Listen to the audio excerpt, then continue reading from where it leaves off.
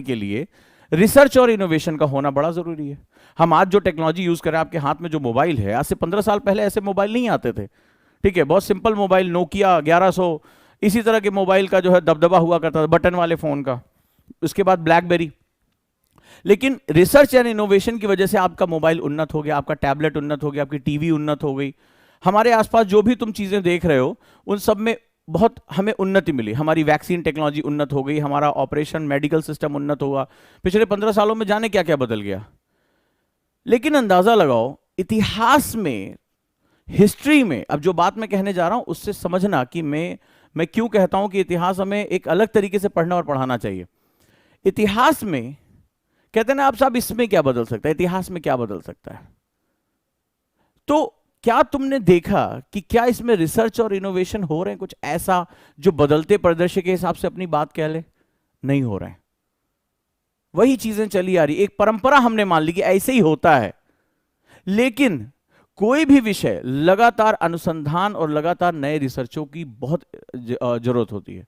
तो grassroot level से ही हमें बता दिया जाता है कि भाई जो बहुत पढ़ने में अच्छा नहीं है वो आर्ट साइड ही लेगा, और हम भी उसे स्वीकार कर लेते हैं। हमें लगता है कि हिस्ट्री क्या है, फैक्ट है, इससे ज्यादा हिस्ट्री का क्या है, कौन सी नौकरी कर लेगा।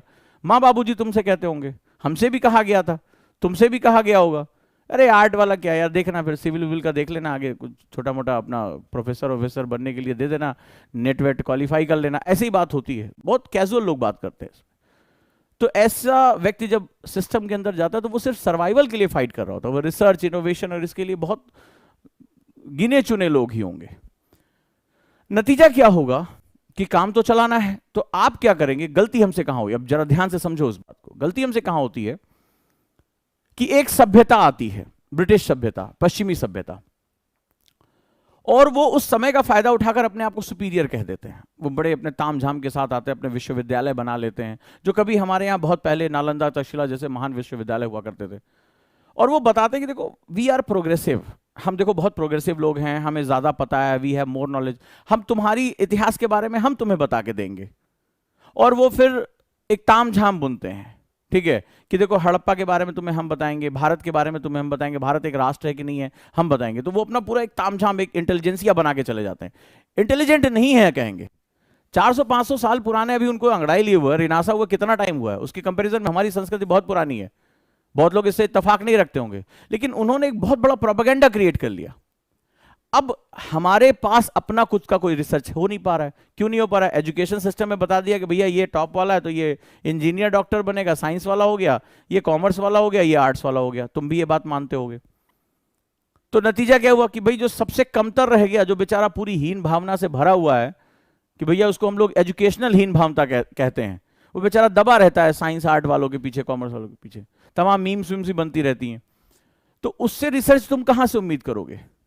वो रिसर्च करने जाएगा भी तो, याद है ना एक पिक्चर आई थी चक दे इंडिया, तो उसमें महिला हॉकी टीम भी जाती है, तो उसका मजाक उड़ाते हैं, ये चूल्हा चौका, याद है वो डायलॉग जिसमें कहते हैं अरे वो चूल्हा चौका करने वाली क्या हॉकी खेलेंगी, जाइए आप लोग एक आध मैच वैच खेलिए, चले जाइए। या जैसे 1983 में भारतीय जो क्रिकेट टीम जब गई, तो पहले से ही उसका टिकट जो है बुक हो गया था कि सेमीफाइनल तक तो पहुंचेंगे नहीं, तो रिटर्न टिकट मैच शुरू होने से पहले तय हो गया था, बोल दिया गया था भारत आज तक कभी कोई मैच जीता ही नहीं। तो आप लोगों ने भी इस तरह से जो है वो पिक्चरें देखी होंगी। तो सेम वही हालत है। वो बेचारा अगर रिसर्च के लिए कहेगा भी हमें फंड चाहिए, कुछ चाहिए, बोले आर्ट वाले क्या रिसर्च करते हैं, रिसर्च कहीं आर्ट में होता है। तो बेचारे को ऐसे ही मामला खत्म कर दिया था। नतीजा क्या होता है, अब मैं जो बात कहना चाहता हूं, आप पहुंच जाते हैं रेफरेंस के लिए, काम तो चलाना है ना, बुक लिखनी है, फलाना करना है, तो आप ब्रिटिश सोर्स को उठा लेते हैं, आप वेस्टर्न सोर्सेस को उठा लेते हैं। वो जो कह रहे हैं आप उसको मानते हुए अपना ही इतिहास लिखते हैं।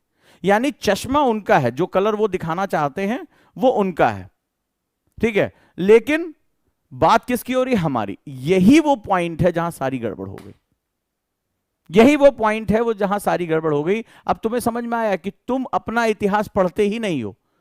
ये भारतीय इतिहास बेसिकली उनके रेफरेंस से लिखा है, जो मैक्स मुलर ने कहा, जो मार्शल कहता है, जो जॉन शोर कहते हैं, जो जितने भी लोग हैं वो जो कह रहे हैं वो तुम उनका पढ़ते हो। जेम्स मिल जो कह रहा है, जो लिख के चला जा रहा है, तो तुम हिंदू हिस्ट्री पढ़ते हो, मुस्लिम हिस्ट्री पढ़ते हो, मॉडर्न हिस्ट्री पढ़ते हो, अंग्रेजों की हिस्ट्री पढ़ते हो।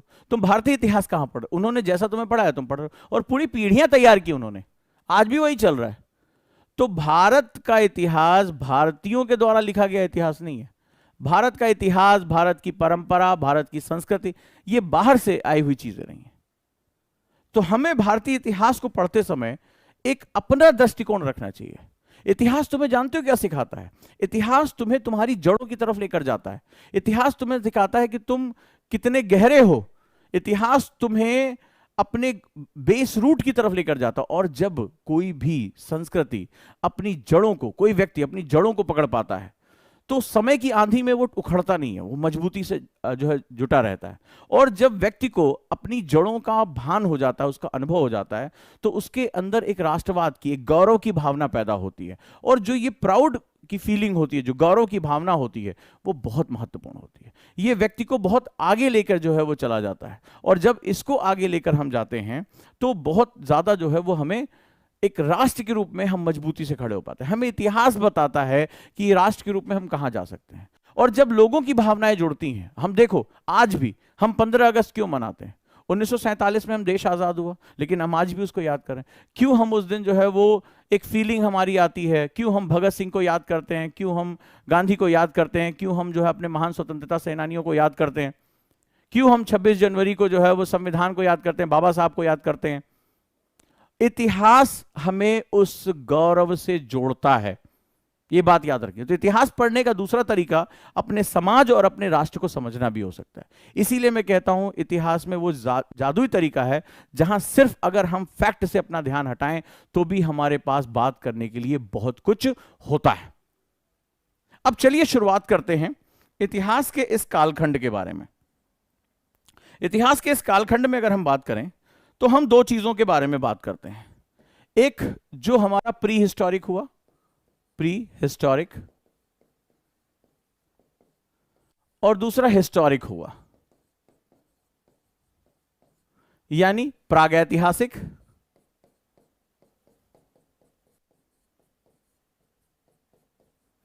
और जिसे हम लोग अपना सतत इतिहास कहते हैं।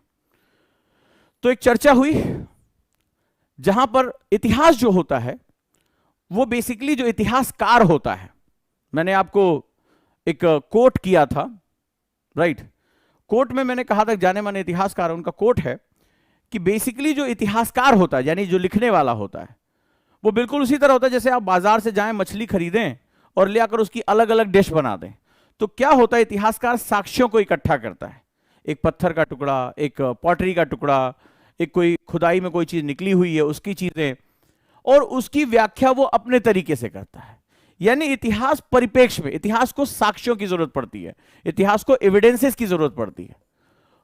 साक्ष्य मौजूद भी हो तो दूसरी जरूरत होती है पर्सपेक्टिव की, कि बेसिकली आप उसको किस परिप्रेक्ष्य में देख रहे हैं, आप उसको किस परिप्रेक्ष्य में देख रहे हैं, यह बहुत महत्वपूर्ण हो जाता है। इन दोनों को मिलाकर इतिहास लेखन का काम शुरू होता है। पर्सपेक्टिव में आप किस रूप में हैं, आप राष्ट्रवादी हैं, आप दक्षिणपंथी हैं, आप वेस्टर्न फिलॉसफी के साथ जुड़े हुए हैं, आप भारत विरोधी हैं, आप भारत के पक्ष में हैं, ये सब भी बहुत महत्वपूर्ण होता है। इसीलिए तुमसे मैं बार बार कहता हूं एनसीईआरटी की किताबों में एक ही किताब में सबसे ज्यादा उठापटक होती है और वो हिस्ट्री की। जो सरकार आती है वो हिस्ट्री की किताब में उठापटक करना शुरू कर देती है एनसीईआरटी की, तुमने बार बार देखा होगा। उसका सबसे बड़ा काल ये है। तो प्री हिस्टोरिक पीरियड वो है जहां पर हमारे पास लैक ऑफ एविडेंसेस हैं, जहां पर हमारे पास साक्ष्य सतत रूप से नहीं है। इतिहास लेखन में साक्ष्यों यानी एविडेंसेस की जो सततता है वो होना बहुत जरूरी है, यानी कॉन्टिन्यूअस हमें पता हो कि किस रूप में ग्रोथ हुआ। और अगर मैं हिस्टोरिक मूवमेंट्स की बात करूं तो सबसे पहला हमारे पास सेगमेंट आता है जिसे हम लोग हड़प्पा कहते हैं। हड़प्पा सिविलाइजेशन, इसको इंडस वैली सिविलाइजेशन भी कहा जाता है। हड़प्पा चूंकि सबसे बड़ा स्थल रहा तो इसको कई बार अपभ्रंश के रूप में हड़प्पा सभ्यता भी कहा जाता है, या इंडस वैली सिविलाइजेशन भी कहा जाता है। सिविलाइजेशन, इससे पहले हम लोग एक वर्ड यूज करते हैं कल्चर, और यहां हम यूज करते हैं सिंधु घाटी सभ्यता, इंडस वैली सिविलाइजेशन। तो जो सिविलाइजेशन यानी सभ्यता है, ध्यान से सुनना, हम इसको संस्कृति कहते हैं एक को, और इसको सभ्यता कहते हैं, सभ्यता कहते हैं।